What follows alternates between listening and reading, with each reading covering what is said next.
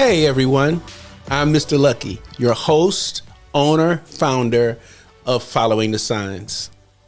Following the Signs. So what is Following the Signs? And I'm glad you asked me that question. Following the Signs is a nonprofit organization. And if you're not aware, it's located right here in Cleveland, Ohio.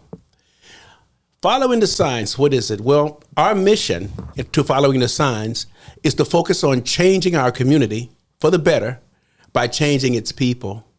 We do, pardon me, we do this by teaching insightful coping skills needed to help around social and dietary difficulties that plague our community. Let me say that again because I think I got something caught in my throat. Following the Signs is a nonprofit organization, and its mission is focused on strengthening our community by strengthening its people.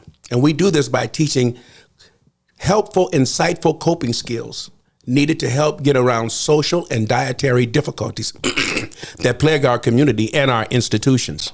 Our vision is to one day in time see our community and institutions improve in areas of anxiety, emotions, and unhealthy diets. With the help of our program, this is possible and can be done. And we're working very, very diligently at this. We're making the changes necessary every day. Also, in passing this information to you, if you're in a situation where you're having problems with your car, I'd like you to take it to Touch Above Auto. Touch Above Auto is located at 2530 Hamilton Avenue. That's in Cleveland, Ohio. Telephone number 216-862-1841. Open from 9 to 6 and ask for Dan. I apologize. Don. I always get his name right because he looks like a guy I used to know named Dan, but his name is Don. And problems big or small, Don can handle them all. So give him a call. Give him a check. Now, I'm broadcasting to you live in studio from the beautiful Blot Podcast Network. Blot is a top-tier organization dedicated in helping develop our future by building business leaders of tomorrow today. For information, call Blot at 216-815-7300. Okay, so let me ask you a question here. When was the last time you gave a toy to Toys for Tots? Mr. Lucky is asking everyone to bring unwrapped toys to 5440 South Marginal Road. CubeSmart is an authorized Toys for Tot drop-off destination.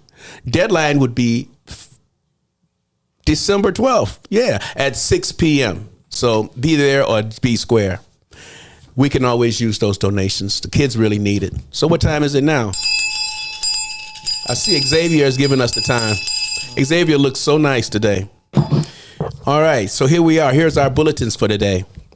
Following the Signs is offering emotional coping skills and self-healing classes.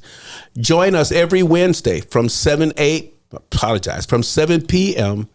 to 9 p.m. All donations are accepted in good spirit.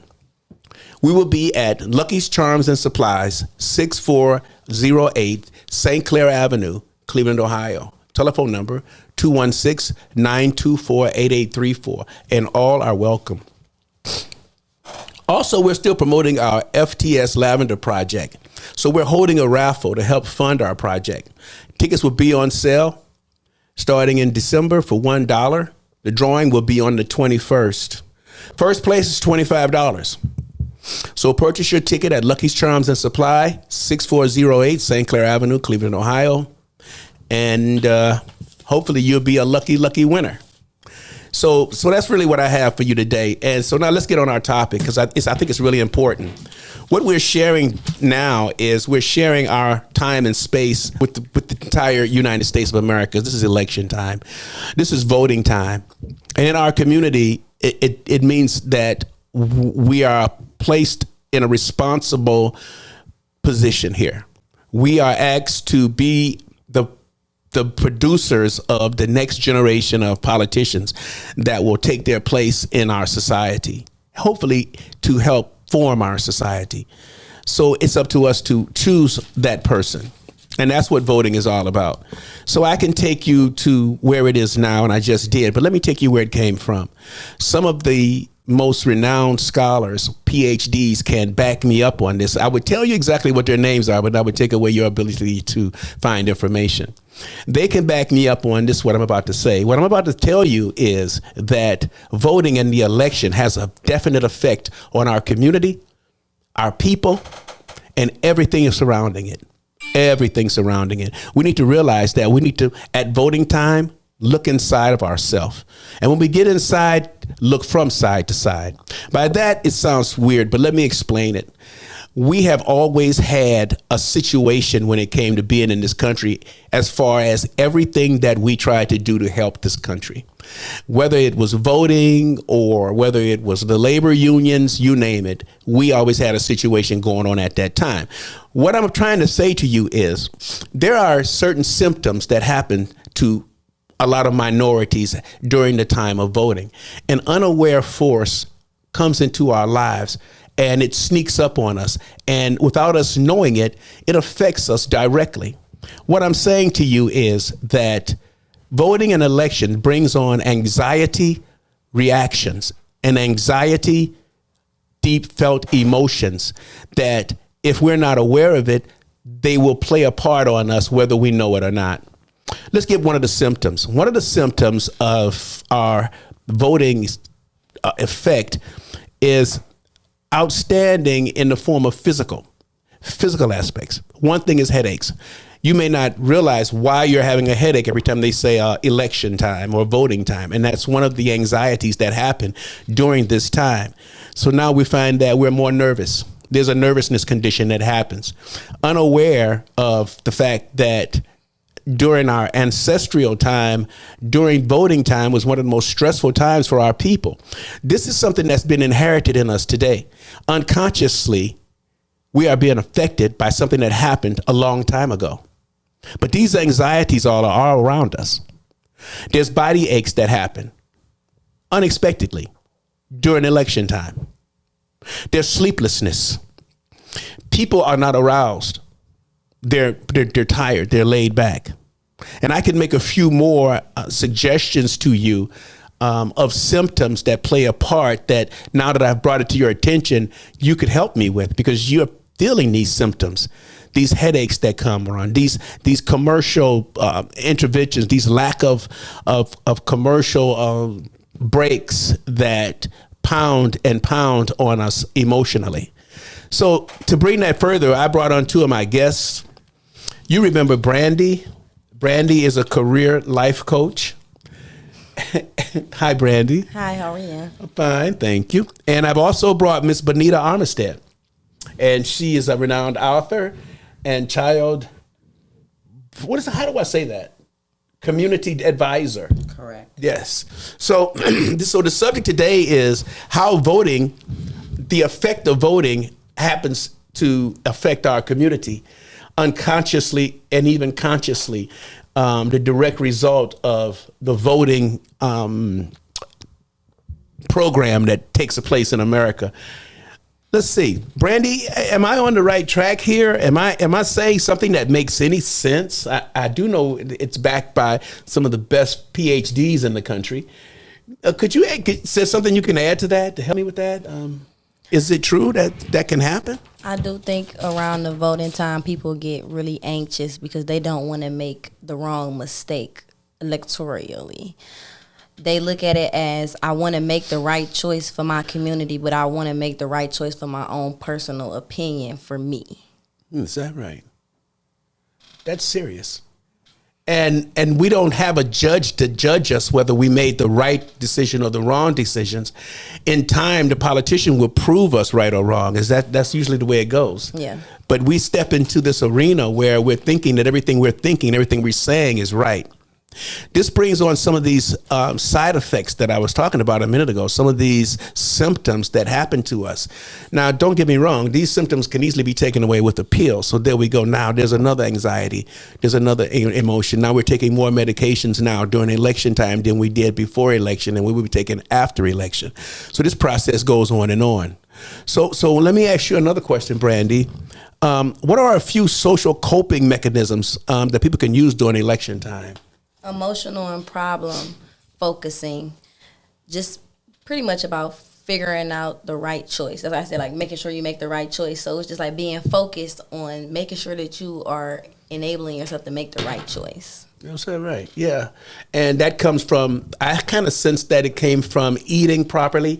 I remember back our ancestors would make sure that during election time, everyone had a full meal. Everyone didn't, we didn't go out with anxieties and pains in our stomachs. So let me ask you this. Let me ask Ms. Armstead something here. Ms. Armstead, if you could add one thing to the situation that we have during election time, where would you put it? I'd say take care of yourself. Stay off of Facebook. Don't listen to everybody. If somebody disagrees with anything that you said, don't even pay that attention. You have your own stress stuff to live with. You know what you want to do and what you don't want to do, and what you need to do. As far as say if you have your everyday level is like, okay, I'm going to take care of this. I'm going to take care of this baby. I'm babysitting. I had to keep my clothes clean and wash or something like that. Just keep it on your level. Mm-hmm. Simple as that. Don't get stressed out because you have to go. For instance, myself, when I went to vote, it was a little stressful for me because I didn't feel good, but I still went to go vote. So I kind of felt like woozy and stuff like that, maybe because of the medicine I took or something like that. And I felt like I was a real invalid. I just imagine how people feel going to vote and they're in a wheelchair or has crutches or something like that. And so that really made me think about that. That's how I felt. I felt like it was so long of me. It took so long for me to get to that voting place, period, and to walk out of the door and say, yes, I voted. That's true. So these emotions not just happen with just individuals. Oh, yeah. It has always been a situation where there was much violence during voting time. Mm-hmm. There was a situation time when minorities didn't talk about voting. They vote. Right. Certain people couldn't vote, and no one would talk about it because it was such a demanding, responsible conversation. Most people were illiterate in the first place. Correct. And didn't feel that they wanted people to even know that they voted. And if they did, there was usually a fight. These brought on anxieties of uncertainties. They brought on fear. Another social anxiety that it brought on was manipulation. Most people felt that they were being manipulated, and no one wants to have that feeling. No one wants to feel that someone is making something happen for them that they didn't necessarily want it to happen. Some people feel the last candidate was good enough. So let's. Time before that too. And the time before that too. You're absolutely right.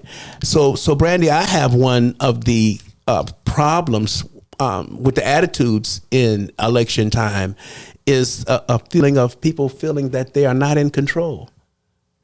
Can you sense that our community, the people who don't vote, have this sense that they're not in control and feel that the people who did vote aren't in control either and don't feel that they owe them the rights to a conversation about voting? I feel like with my own personal opinion, I can think that sometimes something like this can get really negative because it's always versus, oh, you didn't vote. Why didn't you vote? It was my own personal opinion because maybe I don't agree with some of the things that is being shown to me, or maybe I don't agree with the commercial, or maybe the information that's given to me in my own personal opinion feels unfactual. And I don't think that me not voting, I don't think that I'm going to be the one like, oh, they didn't win because of my one vote, because it's more than just me that feels like that out there. And it's scary because when you do vote, you don't think that you're going to get there fast enough. Or, it's just scary because you don't, say if you sent it in the mail or something like that, you don't think it's going to get there fast enough for your vote to be honored, So if That's scary. That is scary. Yeah, that is scary. And one of the other scary feelings that happens when you go out and look at voting in this actual light, you have to realize at that point that you're an outsider. You're an outsider. You're asking for something that you really don't know about. You're only going by what was told to you. And then so with that being said, a person can walk up to you in the community and you may be in a dazed state because you feel like an outsider in a situation now where you see everybody's riding around with horns and blowing whistles about this candidate and that candidate, and they're telling people about this, and you see in these commercials, but yet you feel totally on the outside looking in. And that's weird. I think also it goes to the point where a lot of our people feel that they constantly are being lied to. Miss Benita, if they take that situation any a step further and they feel like they're being lied to, can you imagine in their home when they're talking to maybe one of the family members in their home, how their anxiety level is high and their tolerance is real short? It's a mental thing for it really is. Really? Very mental. And I think that's the point I'm trying to drive home is that during election time, we need to really be conscious of our emotional swings. They are there. Unconsciously or consciously, we need to be aware of it. They're there. We actually feel at that time, too, that there's a situation of loss. We feel a loss. We feel an abandonment from the last administration to this one. And there's a certain thing there that makes us want to not take on what we take on when we lose something. So now we're fighting the feeling of losing, and we're trying to replace that with a delusion of winning something that hasn't even been won yet. So in most cases, people who didn't vote feel that they won, and people who did vote feel that they haven't won. They feel like you're being mentally manipulated by commercials, by flyers, by people that are just coming out in the community, by the news. It's like you get manipulated, like in a term, you're getting manipulated because you're thinking like, oh, this sound like it's all in how it sounds. It's not in how it shows. That's why I say it's scary when people mail their votes in early. That's very scary because you don't know whether they're taking yours in or not. It could get lost in the mail. You're like, oh well, okay, the news just told you so and so got lost or something like that in the mail, and he was on this side of the town or that side of town or whatever.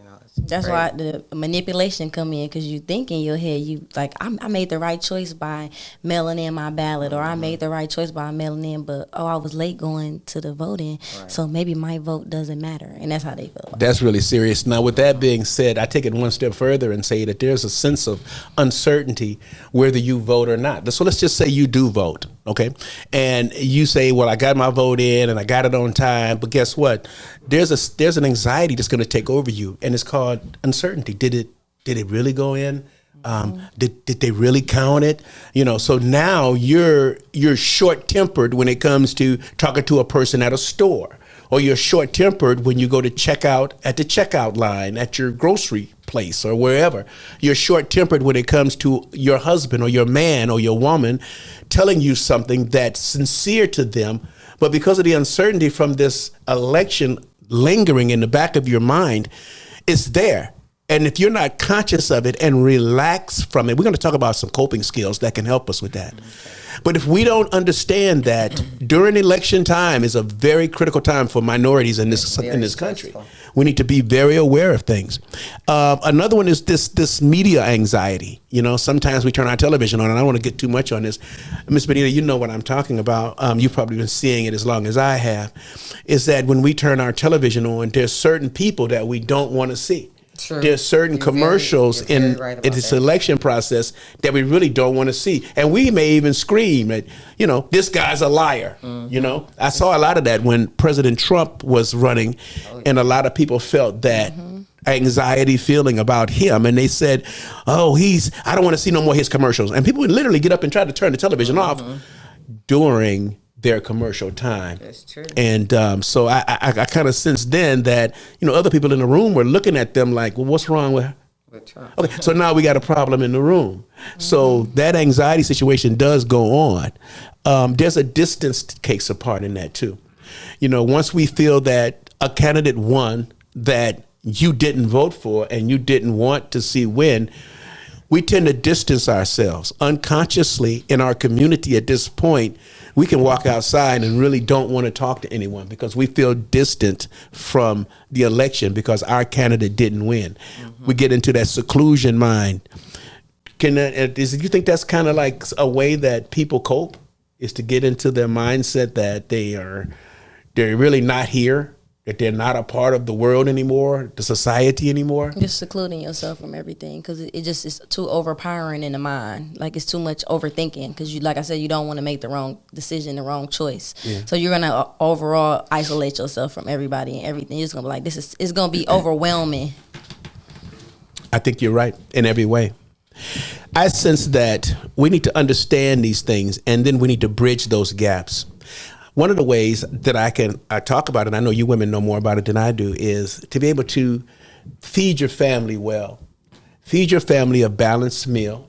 You want to use the types of nutritional herbs and vegetables that take away some of these anxieties. And get some good rest too. And definitely, and try and give them something that they can eat that can help them to rest. And staying hydrated. And hydration, yeah. That means a lot. So it's up to our mothers, it's up to our women, and it's up to our men who are nurturing their own families to remember that during election time, we have to increase our output in our community and in our homes. We have to increase that. You know, I could take it one step further and say that during election time in our institutions, especially in our prisons, you'll find more violence that takes place because the inmates feel detached and they want to feel that they're right about something and they've been wrong about so much and they feel they want to be right about it. So now you may have discussions in jail about politics. And we both know that that is not a discussional thing, especially if you're locked up. Yeah. Yeah. So this is what's going on. Everybody has different opinions. Everybody's different. So our prisons during election time are at a high stress point, and we need to know that. So during the time of elections, we need to make sure that our loved ones who are incarcerated get full understanding about their situation, and that the most meaningful thing of their situation is to do what they've been doing. And that is to continue doing the everyday things that go along with why they're there. I think one of the basic coping skills outside of cooking a great meal is to also bring in laughter. The spirit of laughter is one of the best breakers when it comes to anxiety. I think there's a time when board games would be real nice during election time. I know a lot of the high-end people do this.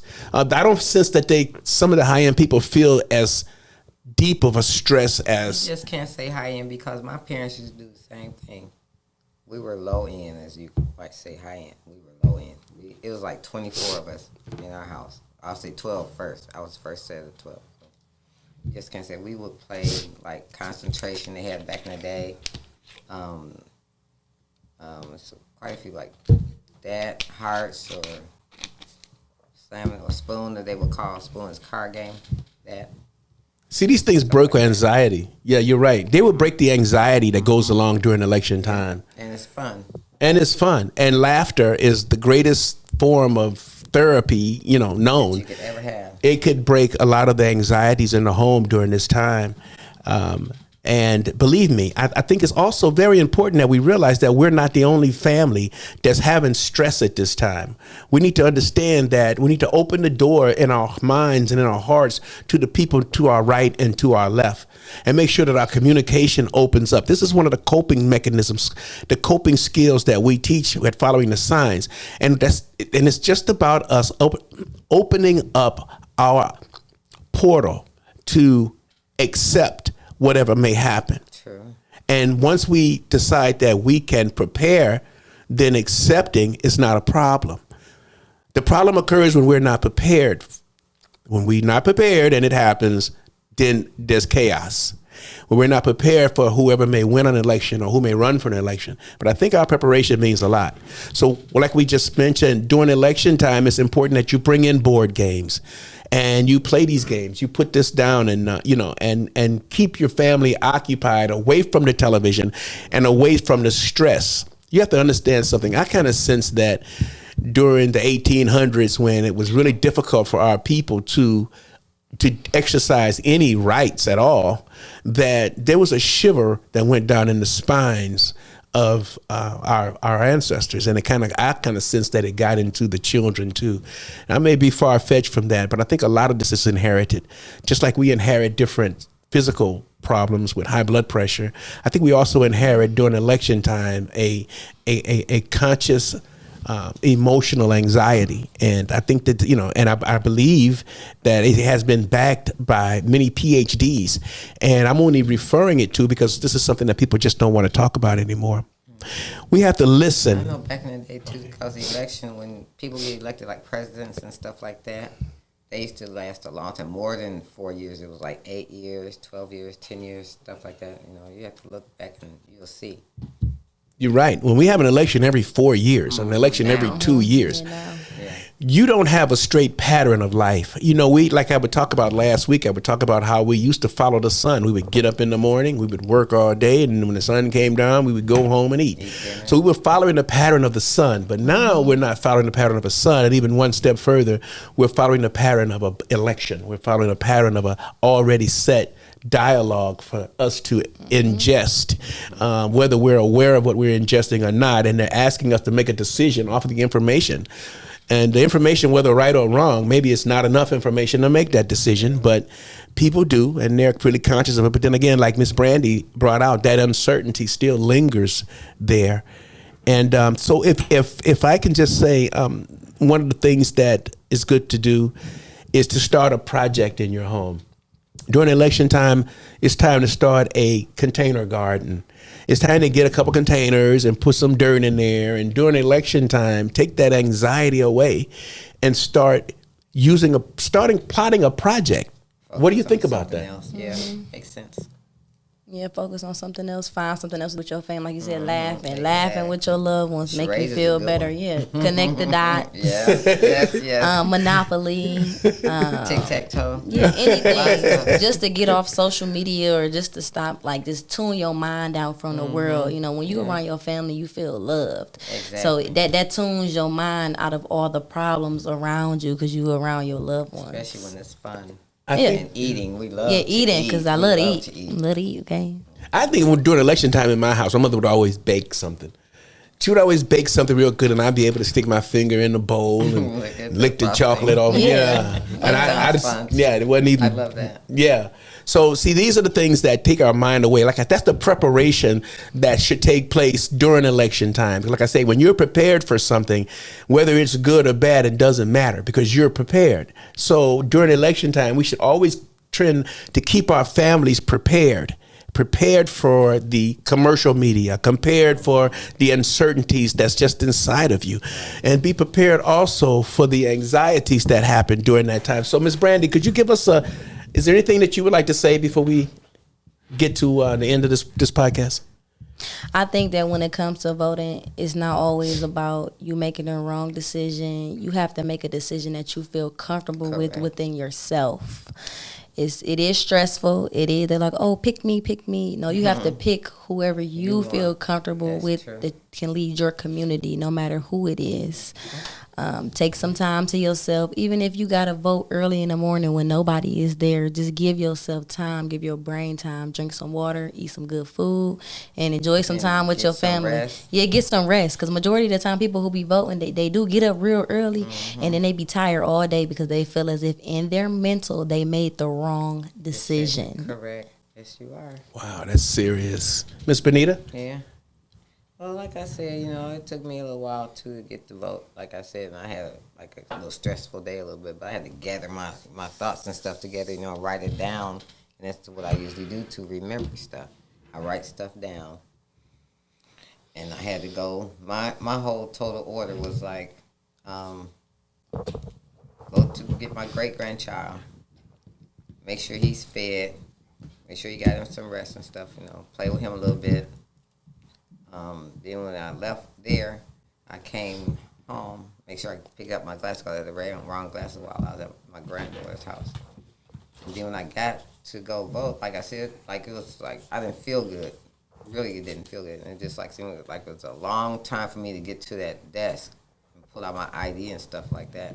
And when I finished voting, it was a long time for me to get to my car. It seemed like it was forever, to get to my car, because I really didn't feel good that day. I felt woozy and fainted. That's the truth. And that's serious, and I know it is the truth.